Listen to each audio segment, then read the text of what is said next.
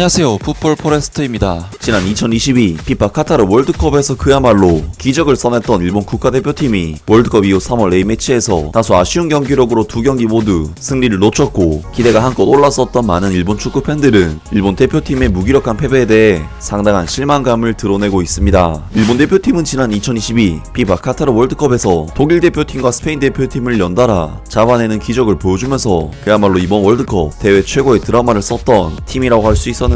사실 일본 대표팀은 단순히 운으로 독일과 스페인을 잡아낸 것이 아닌 두 경기 모두 모리아 사지메 감독의 교체 투입 이후 경기 양상이 완전히 뒤집힌 일본 대표팀이 의도하는 플랜대로 독일 대표팀과 스페인 대표팀이 따라갔기 때문에 운이 아닌 완전히 100% 실력으로 이런 강팀들을 잡아냈다는 것은 더욱 놀라운 이변이었습니다. 하지만 일본 대표팀은 월드컵 이후 첫 번째 A매치 기간인 이번 3월 A매치에서는 월드컵의 주역들이 대거 출전했고, 일본 국내파 J리거 선수들이 27명 중 단 7명에 불과할 정도로 유럽에서 활약하는 선수들이 주축이 된 강한 라인업을 들고 나왔음에도 불구하고 월드컵에서 보여줬던 경기력은 온데간데 없이 사라진 정말 무기력한 경기력을 보였는데요. 일단 일본 대표팀은 1차전 우루과이 대표팀과 1대1 무승부를 거두면서 무난한 나쁘지 않은 성과를 올렸었고, 어제 있었던 2차전 경기에서는 미토마 카오루 선수의 분전에도 불구하고 콜롬비아 대표팀에게 1대2로 패배, 슈팅 숫자가 무려 6대14, 유효 슈팅도 7개나 내줄 정도로, 그리고 1대2라는 스코어가 정말 다행일 정도로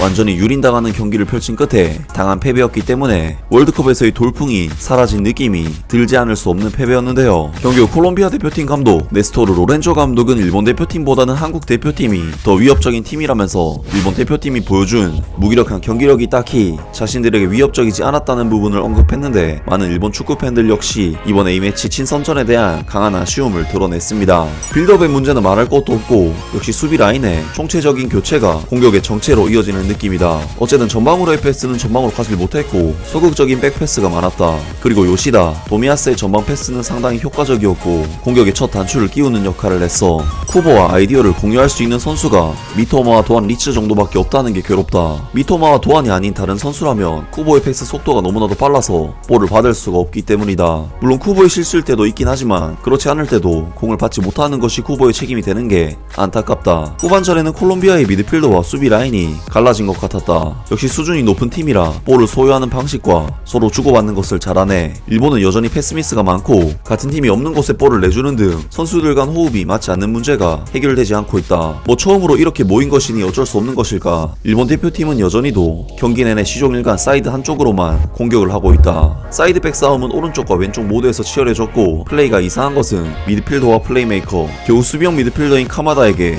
공이 간다 하더라도 그것이 전방으로의 연계로 이어진 일은 거의 없었고, 다시 볼을 흐트린다고 해도 그것이 측면 돌파로 이어진 것은 너무 적었다. 4년 후에 월드컵에서의 우승을 목표로 삼는다면 그 과정에서 모든 것을 시도해보고 싶은 것이 당연하지 않나. 달리 말하자면 월드컵까지 모든 경기에서 어떻게든 승리만을 목표로 삼지 않는 경우도 있지 않을까. 눈앞의 일만 보고 너무 일희일비하는 것이 과연 좋은 걸까 라는 생각이 든다. 홈에서 우루과이의 무승부, 콜롬비아에게는 역전패, 정말 초라한 두 경기였다. 일본 남자 축구의 본 모습을 본 느낌이야. 월드컵에서 역사적인 승리였던 두 경기는 그저 운이 좋았을 뿐이구나. 애초에 독일과 스페인보다 실력이 낮은 코스타리카에게 패배한 것이 독일전 스페인전 승리가 현실성 없는 우연에 불과했다는 일이었다는 거지. 일본은 옛날부터 남미와 상성이 나빴었지. 트릭이 많은 개인기나 파워에 압도당해서 한순간에 무너지고 당황하고 또 조급해하며 패배했던 인상이 있어. 다양한 경험을 통해 열심히 하길 바란다. 점수상으로는 역전패였지만 내용상으로는 처음부터 지고 있었다. 일본 대표팀은 대체 무엇을 하고 싶었던 것일까? 대표팀 경기는 일본산 코치를 양성하는 것이 아니라고 말하고 싶다. 해외 코치를 초청했으면 좋겠다.